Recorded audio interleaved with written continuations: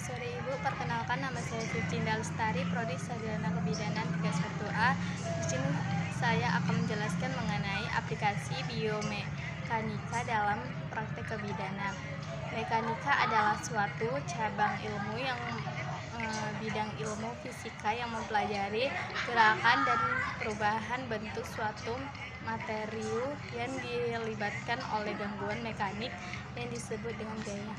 Biomekanika adalah ilmu yang mempelajari penelitian tentang kekuatan fisika manusia yang mencakup kekuatan atau daya fisik manusia ketika bekerja dan mempelajari bagaimana cara kerja dan peralatan langsung direncanakan sesuai dengan kemampuan fisik manusia serta melakukan aktivitas kerja tersebut.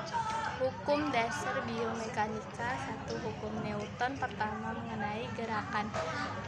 Kemudian ide yang dinyatakan oleh hukum Newton pertama mengenai gerak adalah suatu benda akan tetap dalam posisi istirahat atau berada di dalam keadaan gerakan yang sama kecuali jika digunakan gaya yang dapat menghilangkan keseimbangan.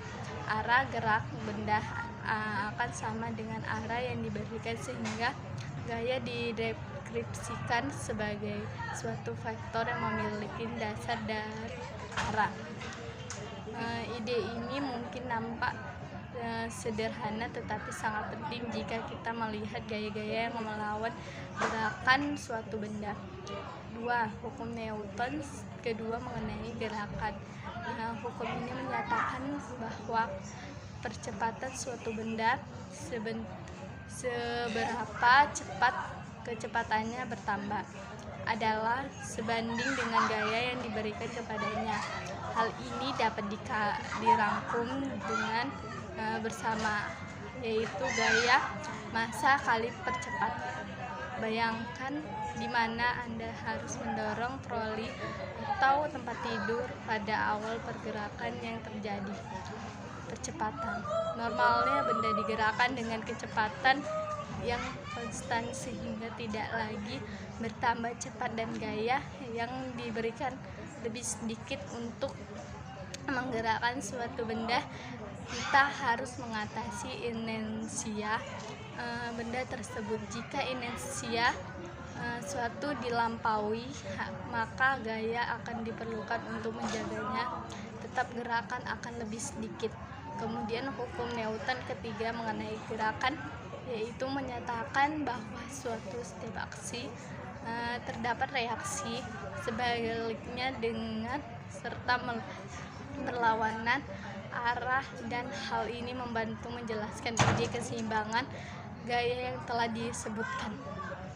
Contohnya seperti pasien berbaring di tempat tidur. Kemudian pasien yang berbaring di tempat tidur, kita menyadari bahwa tempat tidur menyongkong pasien. Tanpa tempat tidur pasien akan jatuh ke lantai. Demikian penjelasan saya mengenai aplikasi tersebut. Terima kasih Bu.